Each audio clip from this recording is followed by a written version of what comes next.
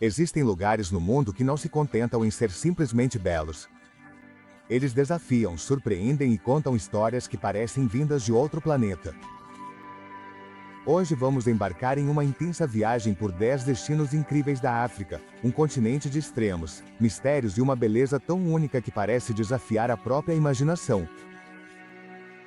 Do vermelho hipnótico do Lago Natron até as alturas sagradas do Kilimanjaro. Das águas místicas do Delta do Okavango até as pedras sagradas de Lalibela. Prepare-se para descobrir lugares que vão muito além do turismo. Lugares que tocam o espírito, despertam o olhar e provocam o coração. Bem-vindo ao seu próximo destino dos sonhos. Se você ainda não se inscreveu, convidamos você a se juntar à nossa comunidade, deixar seu like e ativar o sininho, porque o melhor da África está prestes a ser revelado. Número 1. Monte Kilimanjaro, a coroa branca da África. Imagine um colosso silencioso enraizado no coração pulsante do continente africano, erguendo-se solenemente em meio às planícies douradas da Tanzânia. O Monte Kilimanjaro não é apenas uma montanha, é uma presença. Um santuário solitário de gelo cercado por savanas escaldantes, como se fosse uma miragem geológica esculpida por deuses antigos. A 5.895 metros acima do nível do mar, é o ponto mais alto da África e também o mais simbólico. Mas o que realmente impressiona no Kilimanjaro não é só a sua altura, é o contraste quase poético entre o seu topo eternamente coberto de neve e o calor escaldante que o cerca. Uma montanha que desafia as regras da natureza, como se tivesse sido colocada ali de propósito para lembrar ao mundo a força bruta e ao mesmo tempo serena do continente africano. Ao seu redor, tribos antigas como os Chaga e os Masai tecem lendas sobre suas origens. Diz-se que em suas encostas vivem espíritos ancestrais e que escalar o Kilimanjaro é, de certa forma, entrar em comunhão com algo maior, algo divino. O caminho até o topo não exige equipamento de escalada, mas impõe outro tipo de desafio, o da resistência mental. Os dias são passados escalando por florestas tropicais úmidas, zonas alpinas frias e paisagens lunares desérticas, até finalmente chegar ao topo da África, onde o oxigênio é escasso e o silêncio pesa como se o tempo tivesse parado. Ao amanhecer, lá de cima, o que se vê não é apenas uma paisagem, é a sensação de estar no limiar entre o céu e a terra. O espetáculo que não pode ser capturado em fotografias nem em palavras, apenas em lembranças gravadas na alma. O Kilimanjaro é mais do que um destino turístico. É um rito de iniciação, um monumento à resiliência, à beleza e à espiritualidade da África. Número 2. Deserto do Saara, o oceano de areia que engole o horizonte. Não é apenas um deserto. O Saara é um enigma dourado que ondula há milhões de anos sob o olhar impassível do sol. Estende-se como um tapete vivo e interminável bordado em tons de cobre, ouro e vermelho queimado, cobrindo quase toda a parte norte do continente africano. São mais de 9 milhões de quilômetros quadrados de um mundo à parte, tão vasto que poderia abrigar países inteiros e ainda assim ter espaço para o silêncio. O Saara não é feito só de areia. É feito de tempo. De épocas enterradas sob as dunas. De civilizações desaparecidas, rotas esquecidas e segredos que só o vento conhece. Um lugar onde o presente é apenas um sussurro e o passado ressoa em ruínas, petróglifos e oásis solitários que desafiam a lógica de estarem ali. Ali, o tempo se dissolve. Os dias queimam com temperaturas que beiram o insuportável. As noites congelam com frio quase insultante. E entre esses extremos surgem paisagens que parecem desenhadas por artistas cósmicos, dunas que dançam como ondas paralisadas, montanhas de pedra negra que emergem como sentinelas de um mundo esquecido e céus tão límpidos que revelam constelações com uma clareza que a civilização já perdeu há muito tempo. O Saara é uma paradoxo em forma de território, vazio mas cheio de presença. Inóspito mas magnético. Silencioso mas repleto de histórias. As caravanas tuaregues continuam percorrendo suas rotas como ancestrais de tempos e memórias, guiando-se pelas estrelas e pelo instinto. E mesmo onde a vida parece impossível, a existência, escorpiões, raposas do deserto, nômades e palmeiras obstinadas que se recusam a ceder diante da ausência de água. Para quem se atreve a entrar, o Saara não oferece nenhum consolo. Oferece algo mais raro: perspectiva. Ele te reduz. Ele te silencia. Ele te obriga a ouvir o que há dentro de você. E ao mesmo tempo revela a grandiosidade de um planeta que ainda tem muito a ensinar sobre beleza pura, solidão e força. O Saara não pode ser simplesmente visitado. O Saara é um confronto consigo mesmo. E quem o atravessa, mesmo que só com o olhar, nunca volta igual. Número 3. Cataratas Vitória, a fumaça que troveja. Existem lugares no mundo onde a natureza sussurra, convida, embala. E há lugares onde ela grita, rugindo como um trovão líquido, como se quisesse lembrar à humanidade sua verdadeira dimensão. As Cataratas Vitória pertencem a esse segundo tipo. Um monumento natural tão visceral que você sente no peito antes mesmo de vê-lo com os próprios olhos. Localizadas na fronteira entre Zâmbia e Zimbábue, essas cataratas não são simples quedas d'água. São um abismo fervilhante, uma fenda viva por onde o rio Zambeze despenca com a força de um mundo em formação. Com mais de 1.700 metros de largura e cerca de 108 metros de altura, formam a maior cortina de água em queda do planeta. Um espetáculo de escala quase bíblica. Mas não é só o tamanho que impressiona, é a presença. A cachoeira não apenas desce, ela explode, ressoa e se eleva em nuvens de névoa que sobem a mais de 400 metros de altura, visíveis a quilômetros de distância. Por isso os moradores locais lhe deram o nome de Mozioatúnia, a fumaça que troveja. O nome que não é uma metáfora, é uma descrição literal. A névoa vibra no ar, a terra treme sob seus pés e o som. O som é como um trovão contínuo que parece vir do centro da Terra. Ali, o céu se dissolve em vapor e o sol dança em prisma sobre cada gota suspensa, criando múltiplos arco-íris que se movem com o vento, como se fossem portais para outra dimensão. As margens estão cobertas por uma vegetação úmida e pulsante, onde babuínos, aves exóticas e até elefantes dividem o cenário com esse fenômeno incessante. As Cataratas Vitória não são uma paisagem, são uma experiência sensorial completa.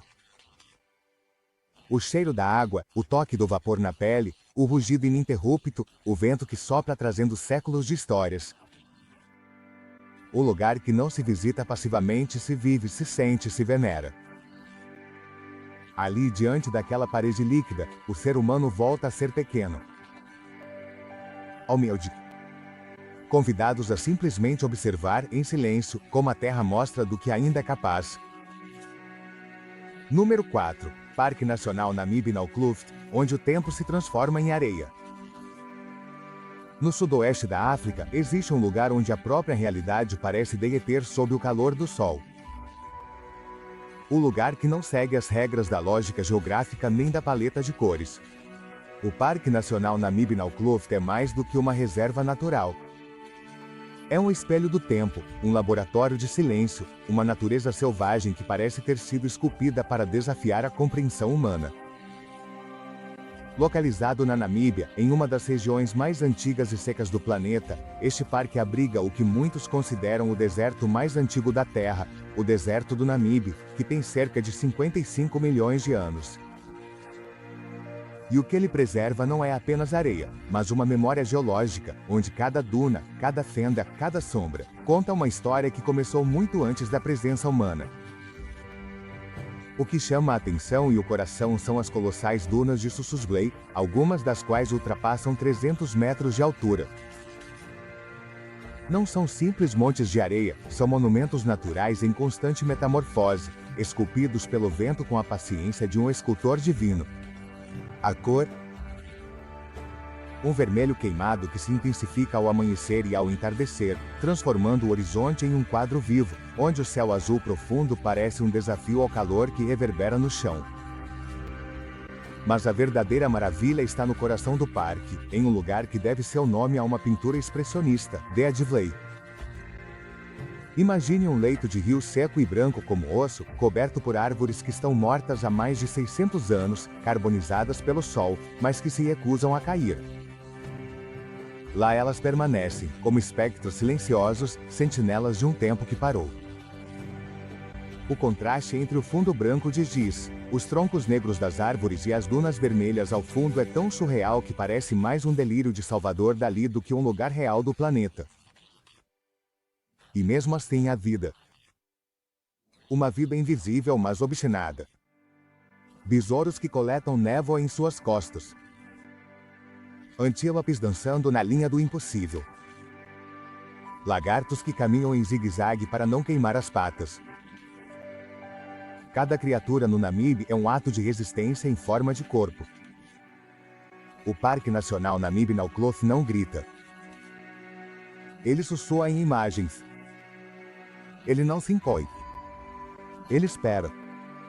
E quando você se encontra diante dele, sozinho, cercado por dunas que parecem não ter fim, sob um céu sem nuvens e com um silêncio que beira o sagrado, você entende. Ali o mundo não avança com pressa.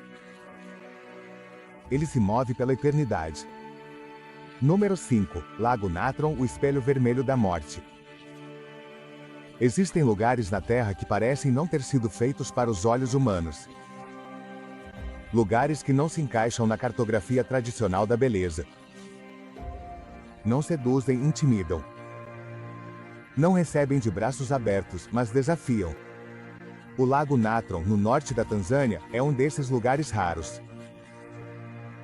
Um espelho vermelho estático, quase maligno em sua aparência sobrenatural, que parece encarar quem se olha nele.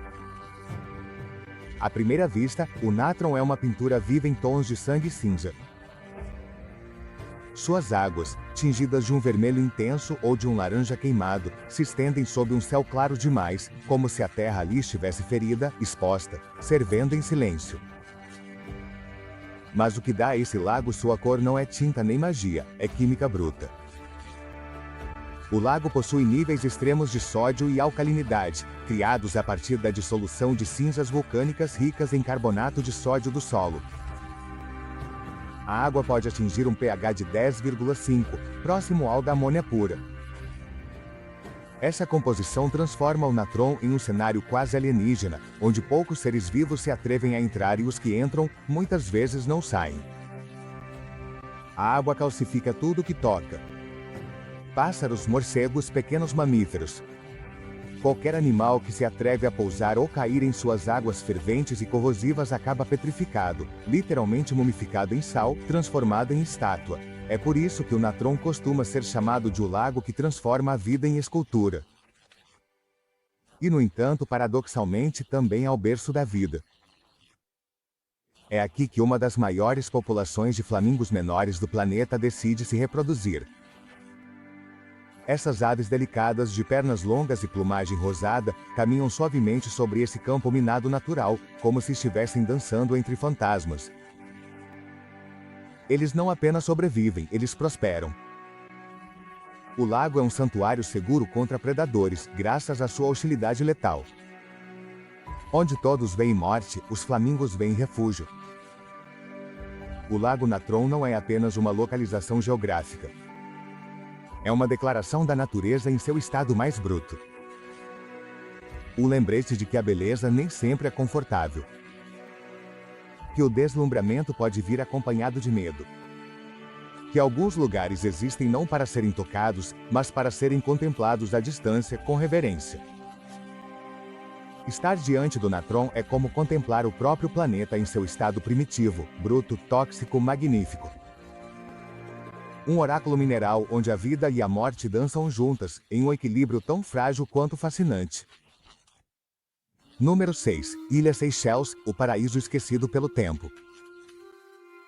Se existisse um quadro da utopia, um retrato da perfeição em forma de paisagem, muito provavelmente se pareceria com as Seychelles. Espalhadas como joias no azul hipnótico do Oceano Índico em frente à costa leste da África, essas ilhas não parecem ter sido moldadas pela mesma lógica que o resto do planeta. São, em essência, fragmentos de sonhos flutuando sobre a água. Composta por 115 ilhas, cada uma com seu próprio ritmo e personalidade, Seychelles é um tapete de natureza intocada, onde tudo parece ter sido desenhado com a mais cuidadosa intenção estética. Areias brancas como açúcar que rangem sob seus pés como seda em movimento. Rochas de granito esculpidas pelo vento e pelo tempo em formas quase escultóricas, como se gigantes adormecidos tivessem deixado para trás suas ferramentas. E águas que não apenas refletem o céu, mas o amplificam em tons de azul tão profundos que fazem o real parecer digital. Mas o que torna Seychelles realmente única não é só sua beleza estática. É a sensação de isolamento divino. Há algo ali que desacelera o pulso e dissolve a ansiedade. Talvez seja o vento salgado que sopra entre os coqueiros. Talvez seja o canto rítmico do mar. Talvez seja o fato de que em certas praias, você pode caminhar por horas sem ver ninguém além de tartarugas gigantes ou aves raras.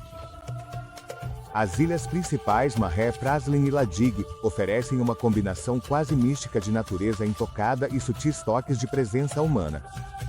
Em Anse Source de Argentergengia, por exemplo, a praia parece mais uma ilustração de um conto antigo. Palmeiras inclinadas como em reverência, pedras polidas pelo tempo e um mar que não se agita, mas sim acaricia. Mas Seychelles também guarda segredos. Em suas florestas preservadas habitam espécies que não existem em nenhum outro lugar do planeta. No Vale de Mai, por exemplo, encontra-se o cocô de mer, um tipo de palmeira cujos frutos, sugestivos e quase mitológicos, são os maiores e mais pesados do mundo. As lendas dizem que essas árvores eram veneradas como seres sagrados. E estando diante delas, não é difícil entender o porquê. Em um mundo que corre, que grita, que exige, Seychelles sussurra. Te obriga a parar, respirar e observar. Não é apenas um lugar bonito, é um lugar adequado, como se o planeta, por um breve momento, tivesse agido em conjunto e criado algo absolutamente em paz com sua própria existência.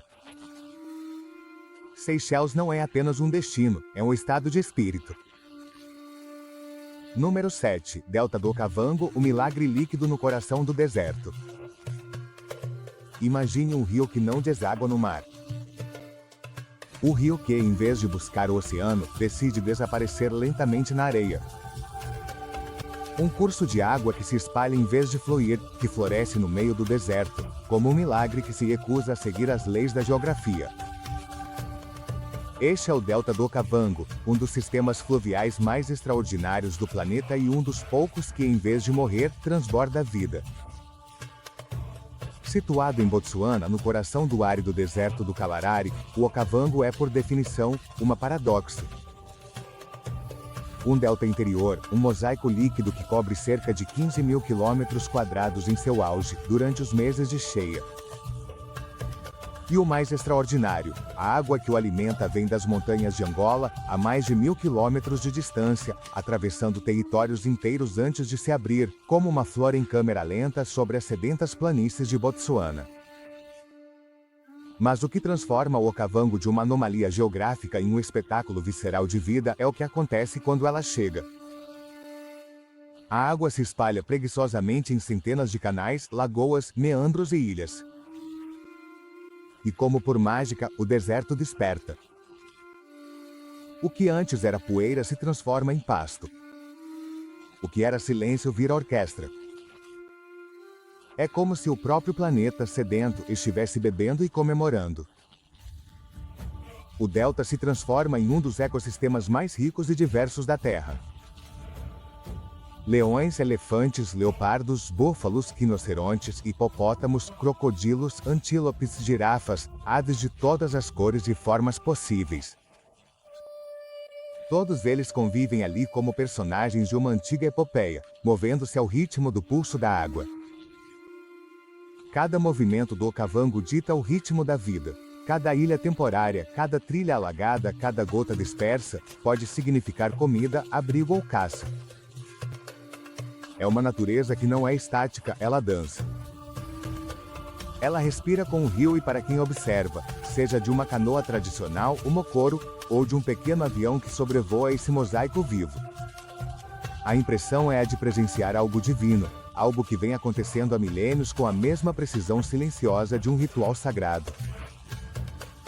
O delta do Okavango não é apenas um destino de safari, é um púlpito para a vida selvagem, um lembrete de que mesmo nas paisagens mais inóspitas, a natureza encontra uma maneira não só de sobreviver, mas de celebrar sua própria existência com exuberância.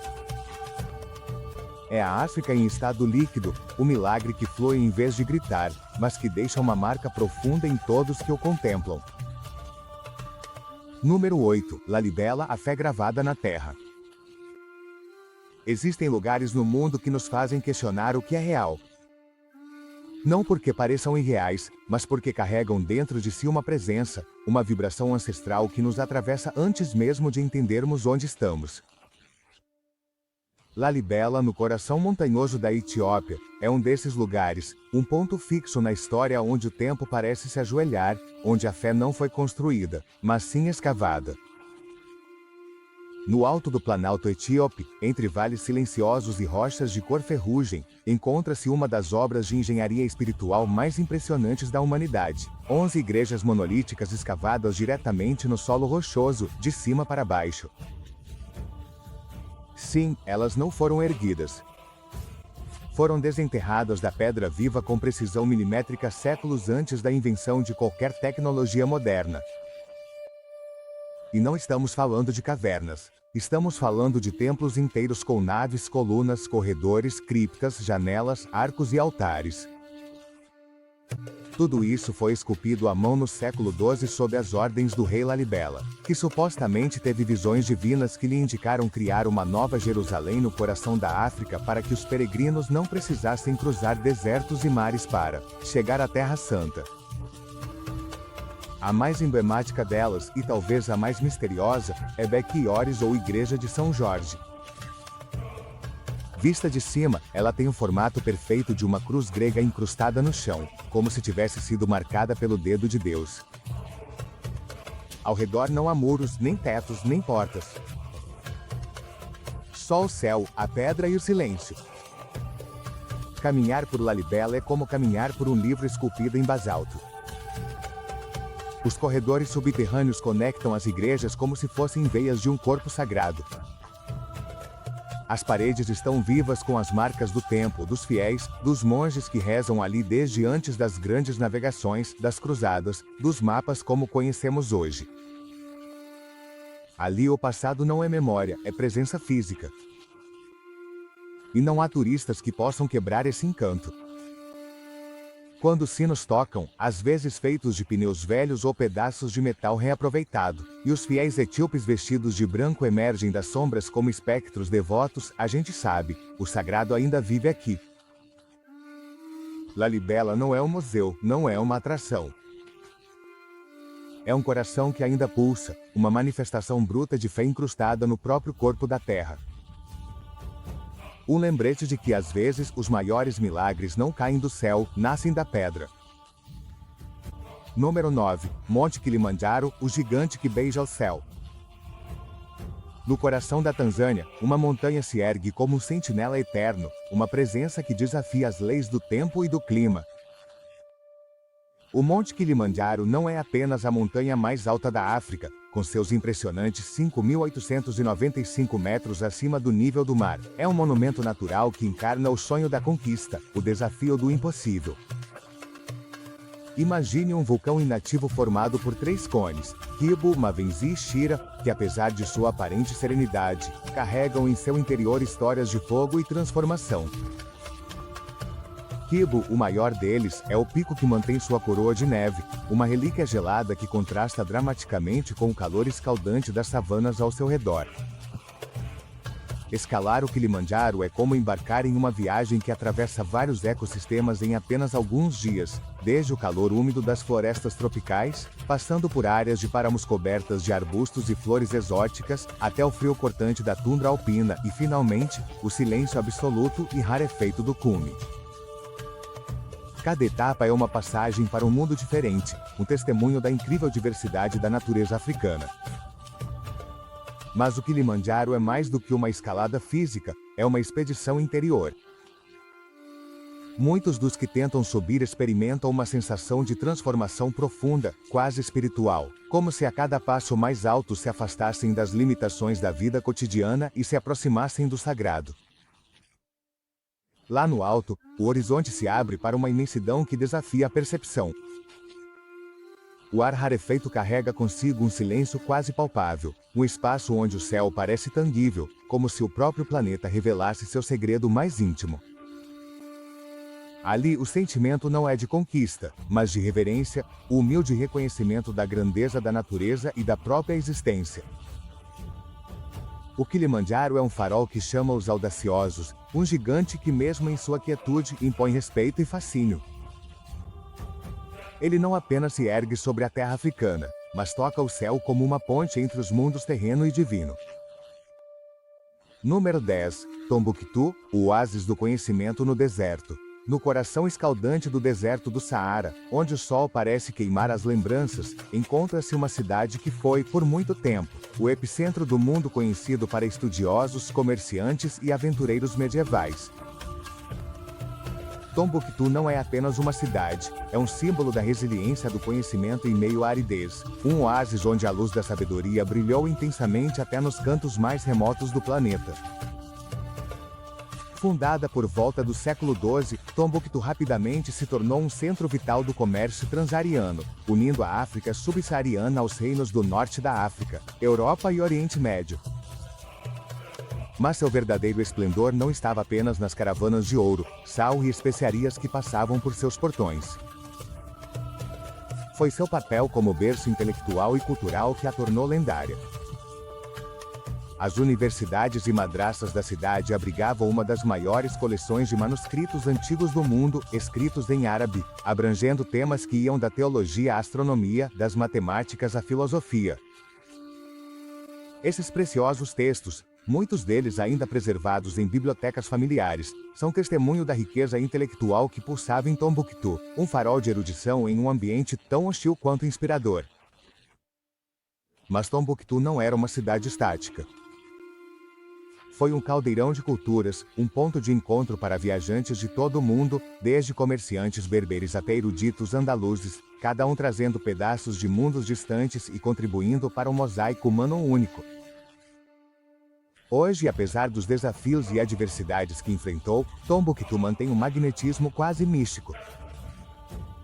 Seus edifícios de barro, incluindo a icônica mesquita de Ingereber, parecem sussurrar segredos antigos, convites para aqueles que buscam compreender a profundidade da história africana e a resiliência do espírito humano.